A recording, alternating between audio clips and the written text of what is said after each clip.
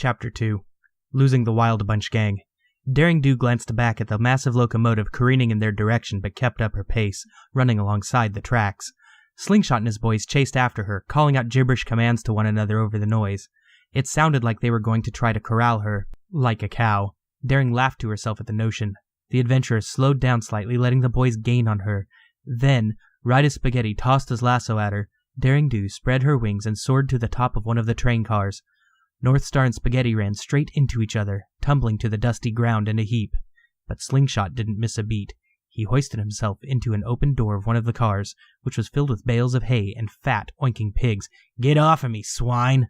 He cursed at a snarfing piggy who began to lick him as if he were a snack. Up above, Daring Do ran along the top of the moving train, wings outspread. She was about to spring up into the sky when she saw an opening in the caboose. Perfect! If she could hop in and close the trapdoor, she would be able to shut Slingshot out.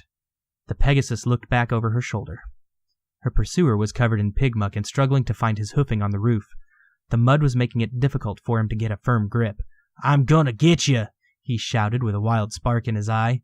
The puffs of smoke coming from the chimney wafted back into his face, causing him to sputter and cough. Daring used the opportunity to lower herself into the open door, leaving it slightly propped open, and then hang onto the lip of the opening. She looked down and saw two snarling tigers. Not a place she could stay for long. A few seconds later, Slingshot's face appeared right above her, blocking the whole passage. If he slammed the door shut, Daring Do would be stuck in the train car with no way out. "You're trapped now, Daring Do!" Slingshot smiled in a wicked triumph, his mane blowing in the rushing wind as the desert scenery whipped past them. "Give me the crown, or you're riding all the way to the frozen north with your new friends." The tigers growled in response, circling below as the two ponies negotiated. "It's a diadem," Daring snarled, pulling her body up so her face was right next to his, "and it belongs with its sister, in a museum." Daring then grabbed Slingshot's lasso, wrapped it around him, and then swung his whole body over to the next car. He fell right into another open trapdoor, screaming.